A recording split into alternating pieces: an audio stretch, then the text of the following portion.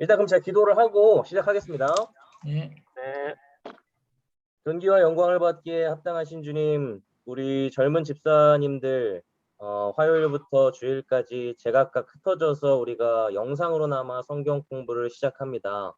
시작하는 시간부터 마치는 12주간의 그 모든 과정 가운데 주님께서 함께하여 주셔서 우리가 사사기를 통하여 오늘날 살아가는 우리가 말씀에 반응하게 하여 주시고, 그리고 얼굴을 대면하고 대면 예배를 나오지 못할지라도 우리의 존재가 하나님 앞에 어떠한 존재인지를 우리가 말씀을 통해서 깨닫고 하나님 앞에 삶 가운데 적용하며 나아갈 수 있도록 주님께서 은혜를 허락하여 주시옵소서. 함께 하심을 믿사오며 살아계신 예수님의 이름으로 기도합니다. 아멘. 아멘. 집사님 오셨네요. 안녕하세요. 정선생. 안녕하세요. 안녕하세요. 안녕하세요. 네. 자, 일단 그러면 오늘 성경을 오늘은 원래는 저희가 이제 집사님들 이제 출근하시고 퇴근을 하시고 바쁘시다 보니까 너무 길게 하면 안 될 것 같아서 1시간 내로 제가 이제 끝내려고 하고 있고요. 근데 오늘은 서론까지 있어서 조금 길 수도 있을 것 같습니다. 그래서 오늘만 좀 양해를 부탁드리고 우리가 사사기를 한번 보도록 하겠습니다. 자, 먼저 사사기라는 것은 책에서도 살펴볼 수 있다시피 이스라엘을 다스렸던 12 지도자를 염두에서 붙여진 이름의 책인데요. 이 사사기의 흐름에서 우리가 시작부터 끝날 때까지 놓치지 말아야 할 것이 하나 있습니다. 그것은 사사들이 재판이나 통치하는 것을 이스라엘을 회복시켜 갔던 사람들이 아니라 이스라엘이 지배를 받는 상황에서 군사적으로 해방을 시켰다라는 것이 중요합니다. 자, 쉽게 얘기해서 무슨 말이냐? 사사기라는 뜻이 혹시 뭔지 아시는 분 계신가요? 네, 사사기라는 뜻은 재판하다라는 의미를 가지고 있습니다. 재판하다는 것은 오늘날의 똑같은 의미로 판사의 역할과 같은 의미예요. 그래서 백성들을 어떤 나무나 이렇게 불러서 하나님의 말씀을 가지고 치리하고 하나님의 말씀을 근거로 전제로 가르치는 일들을 했었다는 것이죠. 그런데 이 사사들 중에 드보라를 제외한 모든 사사들은 군사적으로 이스라엘 백성을 회복시켰지 재판하는 역할을 했던 사람은 없다는 겁니다. 그렇기 때문에 군사적 해방자의 역할을 사사들이 했었다라는 것을 우리가 전제하고 사사기를 들어가면 좋을 것 같다는 것입니다. 뿐만 아니라 이 사사기의 스토리가 지금 시대랑 굉장히 밀접하게 관련된 모습들이 많이 있음을 우리가 생각해 볼 필요가 있습니다. 여러분도 잘 아시다시피 사사기를 한 문장이나 한 말씀 구절로 요약하라면 보통 사사기 21장 25절을 가지고 요약을 하거든요. 사사기 21장 25절이 무엇일까요? 바로 그때 이스라엘에 왕이 없으므로 사람이 각기 자기의 소견에 옳은 대로 행하였더라 라는 말씀이 사사기 전체를 대표하는 말씀이라는 것입니다. 그렇기 때문에 당시에는 절대적인 통치자가 없었고 스스로 자신의 절대적 통치자가 되었던 시대였다. 또는 자기 생각과 기준이 거점이 되어서 살아가게 되면서 그 결과로 반복되어지는 비극의 역사가 사사시대에 도래했음을 우리가 확인하게 될 것이라는 것입니다. 그래서 이것을 오늘날로 적용해 보면 교회는 다니고 성경 공부는 하지만 내가 결국 판단하고 결정하는 거에 있어서는 나라는 사람이 기준이 되고 자녀를 교육하고 자녀뿐만 아니라 무엇을 하든지 말씀보다 말씀으로 투영된 나를 기준으로 하는 시대가 오늘날의 시대 같다는 것이죠. 이게 포스트 모더니즘 시대인데 사사 시대와 오늘날의 시대가 이런 점에서 유사하다는 것을 가지고 우리가 한번 오늘 본문들을 살펴보았으면 좋겠다는 것입니다. 그렇기 때문에 여러분도 역사를 공부해 보시면 아시겠지만 역사가 항상 종교에는 두 가지의 반복으로 이어져 있습니다. 하나는 순복음, 지금 날에 있는 순복음과 같이 어떤 감성주의, 그게 더 나아가면 신비주의 같은 것이고 또 하나는 이성주의, 이제 스콜라 철학이라고 하죠. 그런 두 개의 반복적인 모습이 몇천 년간 유지되어 왔습니다. 종교적으로. 그렇기 때문에 지금 살아가는 오늘날은 우리가 전쟁을 맞이하고 나서 신비주의와 같은 순복음 운동이 막 활발하게 일어나다가 이제는 그런 것들이 점차 사라지고 이성주의, 즉 내가 이성적으로 믿는 바에 대해서 확실하게 머릿속에 정리가 되지 않거나 감정적으로 권사님들이나 장로님들이 믿는 바와는 완전히 다른 시대를 이제 우리가 이제 30대, 40대, 50대 분들이 살아가고 있다라는 것입니다. 그렇기 때문에 우리가 세상 사람들을 대할 때에도 동성애 문제나 술이나 담배의 문제에 있어서도 옛날에는 그냥 단순하게 무조건 하면 안 된다라는 말에 반응을 했지만 요즘은 왜 동성애를 하지 말아야 하고 왜 술, 담배를 멀리해야 하는지를 명확한 이성적 잣대에 근거해서 정의를 내릴 줄 알아야 그래도 믿을 신용이라도 한다라는 말을 제가 드리고 싶은 겁니다. 그렇기 때문에 이런 상대주의적인 시대, 그게 이 사사시대와 굉장히 밀접하게 관련 있다는 것을 가지고 우리가 살펴보면 좋을 것 같습니다. 자, 먼저 아까 제가 말씀드렸다시피 드보라의 그 재판하는 것 있잖아요. 드보라 사사기 4장 5절에 보면 드보라가 종려나무 아래에 거주하였고 이스라엘 자손이 그에게 나아가 재판을 받았다라고 얘기를 하고 있습니다. 즉 성경에서 재판의 역할을 했던 유일한 사람은 드보라밖에 없었다라는 것을 기억하시면 좋을 것 같고, 드보라 외에는 하나님께서 모든 사사들을 어떻게 사용하셨는가? 마치 이순신 장군이나 광개토대왕과 같이 그 사람으로 인해서 군사적인 어떤 회복이 일어나고 군사적인 힘을 가지고 이스라엘의 회복의 역사가 나타나게 되는 것을 사사기를 통해 우리가 확인할 수 있을 것 같습니다. 자, 그러면 지금 이제 서론, 개론의 측면으로 사사기 전체를 좀 훑고 나아가고자 하는 것인데요. 자, 사사기가 주로 말하고자 하는 것이 무엇일까요? 사사기에 있는 전체 내용이 우리가 일반적으로 흔히 알고 있는 것은 어떤 인물 중심으로 우리가 알고 있습니다. 어떤 에훗이나 드보라나 어떤 이런 사람들 중심으로 우리가 알고 있죠. 근데 사사기가 어떤 일이 있고 나서 시작되는 말씀 성경일까요? 아시는 분 계신가요? 자, 사사기는 어떤 사건이 일어난 후에 그 사사기의 배경이 시작될까요? 그것은 여호수아가 죽고 이스라엘 백성이 젖과 꿀이 흐르는 땅에 들어왔는데 하나님의 말을 이 사람들이 듣지 않았다.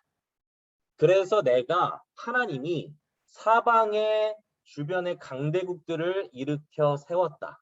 그러므로 말미암아 하나님과 이스라엘 백성이 맺었던 약속이 무엇인지 확인하게 하셨다. 라는 것을 보여주는 것이 사사기의 전체의 흐름이라는 것입니다.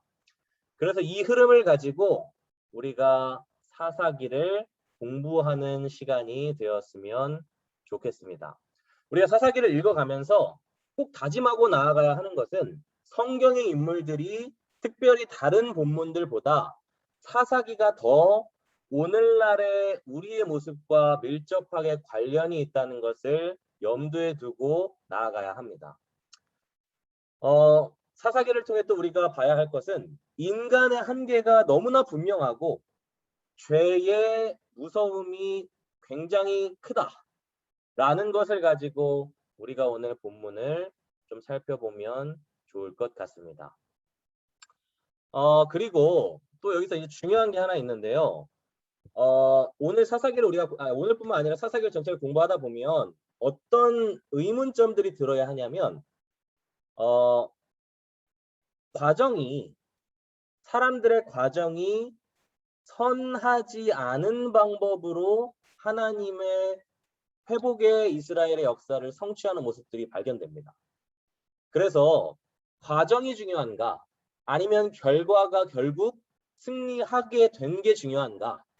이런 흐름들이 계속해서 반복이 되고 결국 그런 흐름 속에서 하나님이 흘러가는 방식과 사람들이 흘러가는 방식이 조금 다르다는 것을 우리에게 보여주게 된다는 것입니다. 그래서 우리가 계속 사람들의 인물들을 보면서 결국 과정은 선해 보이지만 결과가 패배 같아 보이는 것들을 옳다고 볼 수 있을까? 이런 것들을 우리가 좀 생각해 보는 시간이 되었으면 좋겠습니다. 그리고 이것을 생각해 보면서 지금 현재 나는 하나님께 사용을 받고 있는가 우리도 생각을 해볼 필요가 있을 것 같습니다. 악하게 사용받을 수도 있고 우리가 선하게 사용을 받고 있을 수도 있습니다. 그러나 중요한 것은 두 개 중에 하나는 우리가 무조건 쓰임을 지금 받고 있다는 것입니다.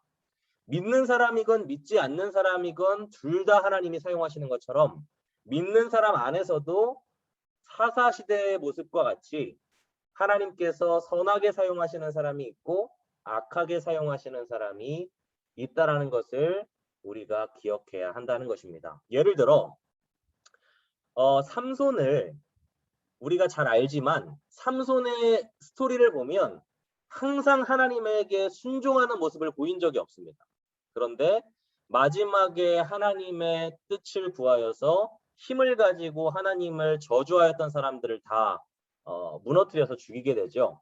그러면 과정은 선한 것이 아니었지만 결과는 결국 선한 것이었다고 볼 수 있는데 이 과정이 옳은 것인가에 대해서 우리가 생각을 해볼 때 그러면 나는 이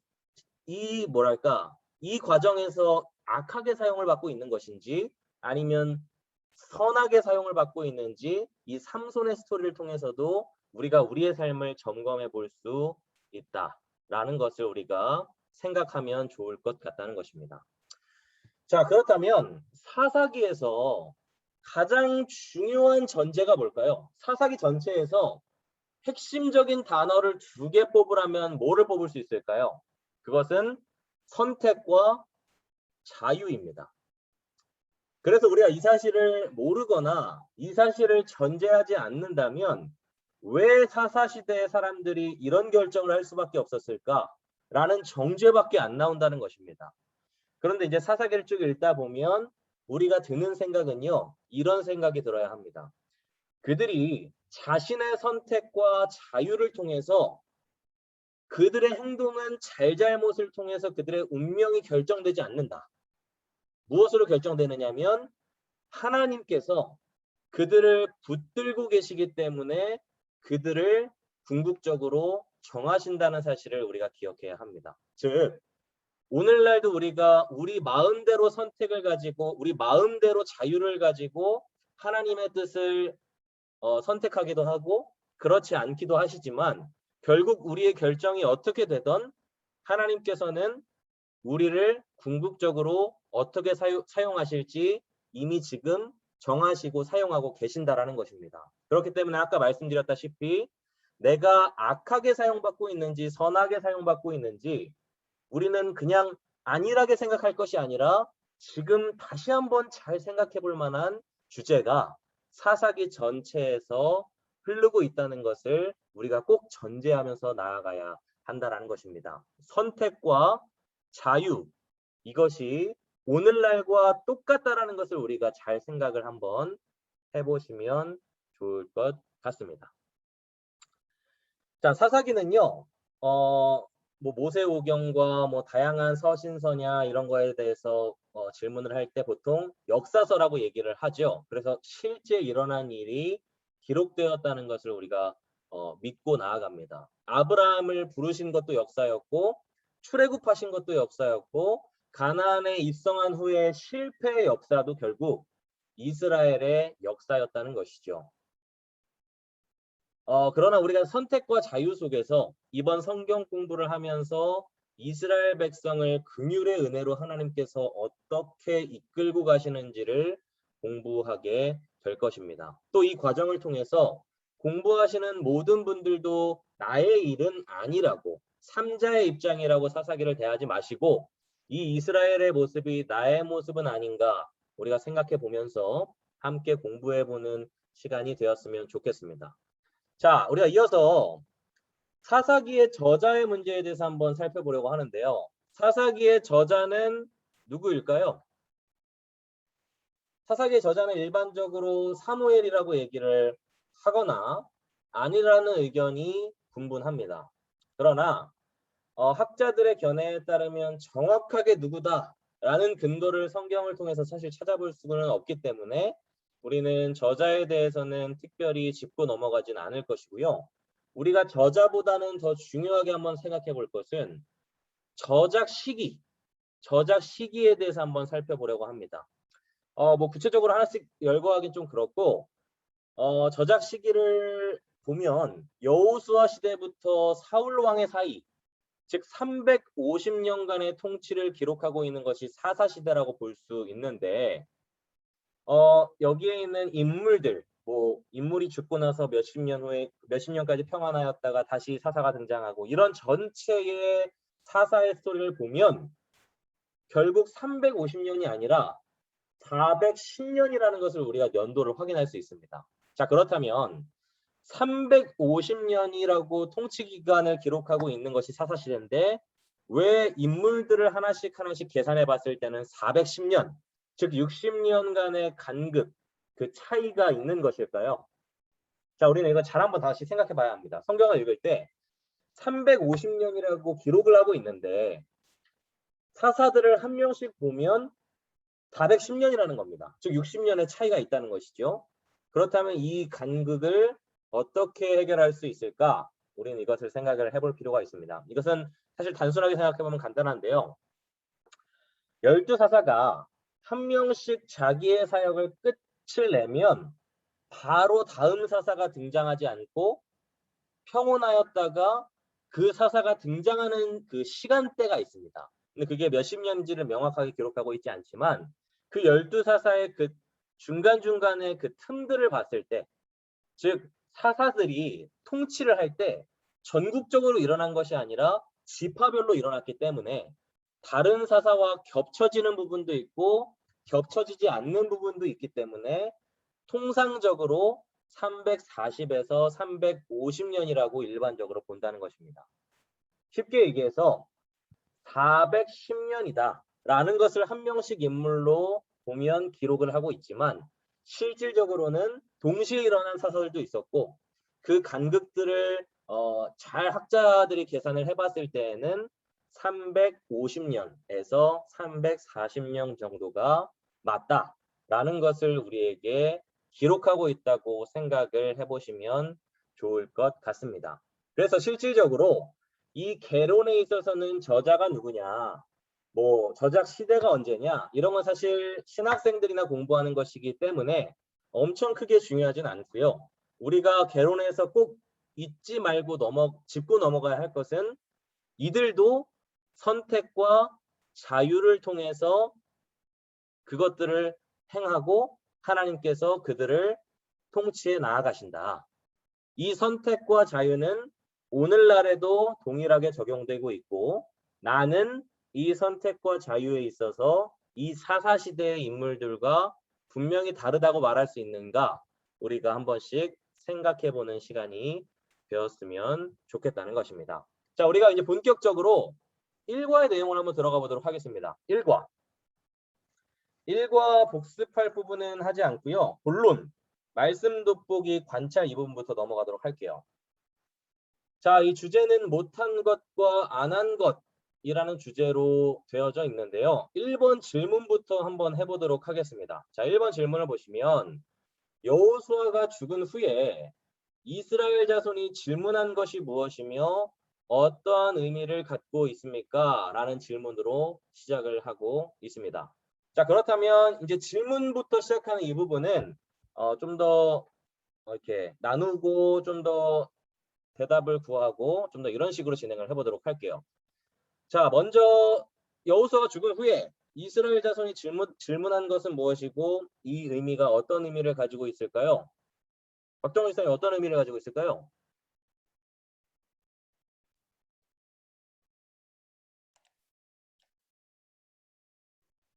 먼저 네. 질문한 것은 우리 가운데 이제 누가 먼저 올라가서 네. 가나안 족속과 싸우리까 그렇죠. 이런 질문이었고요. 네. 그 의미가 뭘까요? 뭐 밑에 이제 팁을 네, 보자면 네네네네. 이제 여호수아가 죽고 나서 네, 첫 번째 사사가 등장하기 전까지 이제 네, 그 중재자가 없던 그렇죠. 시기라서 네, 스스로 이제 하나님 앞에 나아가서 뭔가를 이제 네, 중재자 없이 네, 직접 의사소통하던 네, 그런 의미였다 이렇게 좀 나와 있는 것 같습니다. 그렇죠. 그러면 이들이 결국 질문하고 있는 이유가 뭘까요? 왜 지금 하나님 앞에 질문을 하고 있을까요? 물론 중재자가 없었기 때문이죠. 근데 우리가 성경을 읽을 때 이렇게 의문을 한번 가지고 생각해 보면 좋을 것 같아요. 우리가 이스라엘 자손의 입장이라 생각했을 때 중재자가 없어서 질문한 것도 있지만 다른 질문한 목적이 있을까요? 이 백성들이? 그러니까 요 전제를 생각해 보십시오. 여호수아와 하나님께서 맺으신 약속이 있었죠. 백성들까지. 그리고 나서 여호수아가 죽은 후에 이제 젖과 꿀이 흐르는 땅으로 들어왔습니다. 그렇죠? 그럼 들어오고 나서 지도자는 없지만 백성들에게 남아있는 해야 될 것이 있죠. 그게 뭘까요? 가나안 땅을 차지하는 거죠. 그렇죠. 가나안 땅을 차지하는 것입니다. 그래서 그들은 안식의 땅에 들어와서 이제 편안하게 가나안 생활을 젖과 꿀이 흐르는 땅에 사는 것이 아니라 그 사람들을 몰아내고 약속의 땅을 정복해야 하는 것이 그들의 사명이었다는 것이죠. 그래서 이것을 오늘날 우리가 또 똑같이 적용을 해보면 예수님께서 재림하실 때까지 우리가 우리의 자리에서 해야 할 사명들이 있지요. 그래서 우리의 직장과 매일을 살아가는 현장에서 우리는 우리에게 맡겨진 사명을 감당해야 될 것입니다. 그렇다면 직장을 다니시는 분들이 직장에서 할 수 있는 사명이 뭐가 있을까요? 과거에는 예수님을 믿으라고 했을 때 그 예수님을 믿으라는 얘기를 듣고 교회를 나온 것 정도가 사명을 감당하는 것 정도였다고 얘기를 할 수 있을 것 같습니다. 그런데 지금 오늘날 교회를 이렇게 멀리하는 이 시국 가운데 우리가 우리의 환경과 자리에서 이 가나안과 같이 우리가 해야 할 사명이 어떤 것이 있을지 우리가 한번 생각해 볼 필요가 있다는 것입니다. 근데 여기서 중요한 것은 무엇이냐면 내 환경과 여건이 그리고 지금 상황이 시국이 아무리 영적 전투에 있어서 이제는 할 수 없다라고 생각할 수 있는 현실 같아 보일지라도 만약 우리가 이것을 당연하게 생각하고 영적 싸움을 포기하게 된다면 어떻게 될까요? 자, 지금 이스라엘 역사를 우리가 보시면 하나님은 하나님의 사람이 영적 전투를 그 환경과 자리에서 하지 않고 포기하실 때 가만히 냅두지 않는 것을 우리가 보게 됩니다. 영적 갑옷과 영적 무기를 다시 장착할 수 있도록 하나님께서 우리의 삶을 드립을 하신다는 것이죠. 설령 여러분의 삶이 저의 삶이 어려워질지 모르겠지만 우리를 다시 한번 사명을 감당할 자로 만드신다는 것입니다. 교회를 다니는 것은 어떻게 보면 조금 과장해서 큰 의미가 없을 정도로 우리의 주어지는 환경에서 오늘 코로나와 같은 시국에 우리가 어떻게 사명을 감당해야 하는가가 훨씬 더 중요한 주제가 아닐까 생각이 든다는 것입니다. 그래서 이런 말도 있어요. 교회를 주일날 가는 이유가 한 주간의 삶에 영적 무기와 전투를 무장하기 위해서 교회를 주일에 가서 예배를 드린다. 이런 얘기가 있을 정도로 우리는 우리의 주어진 환경에 있어서 우리가 어떤 사명을 감당하고 살아가고 있는지 우리가 신중하게 고민해 봐야 한다는 것입니다. 왜냐하면 그것을 바르게 하지 않고 있을 때에는 하나님께서 가만히 냅두지 않는 이스라엘의 역사가 항상 반복되어 왔기 때문이라는 것입니다. 이것을 잊지 않고 이 1번 질문에 대해서 우리가 넘어갔으면 좋을 것 같아요. 자, 2번 질문 한번 보도록 하겠습니다. 자, 2번 질문은요. 하나님은 유다 지파를 지명하시는데 유다 지파가 어떤 실수를 하고 있을까에 대한 질문입니다. 자, 정성호 지사님, 이 정답이 뭘까요?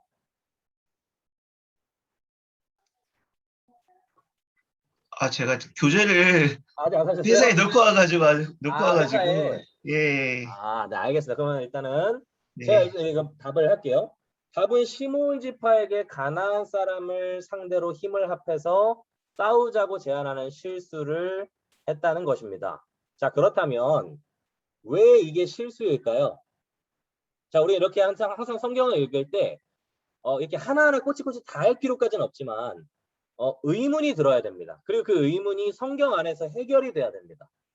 그래서 하나님은 유다 지파를 지명하셨는데 유다 지파는 어떤 실수를 했을까? 이것에 대해서 우리가 정답은 받고, 그렇다면 이게 왜 실수일지에 대해서 한번 살펴보려고 합니다. 자, 이명훈 지사님, 혹시 이게 왜 실수일까요? 지사 음소거 돼 있으세요?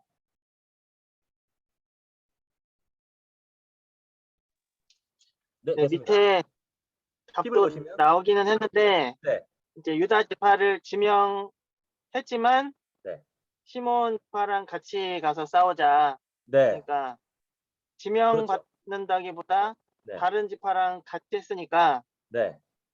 그거에 대해서 일단은 팁을 통해서 확인할 수 있죠. 실수라고 볼 수도 있고 네, 이제 자기 마음대로 같은 팀을 짜서 했다는 것이니까 네. 사람의 생각이 많이 들어갔다고 봐야 될 것 같아요. 그렇습니다. 자, 그러면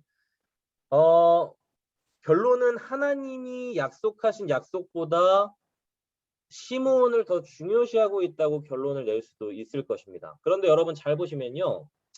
유다 지파가 이 당시에 이스라엘에서 얼마나 큰 지파였을까요? 가장 큰 지파였습니다. 근데 시므온은 어떤 지파였을까요? 가장 작은 지파였습니다.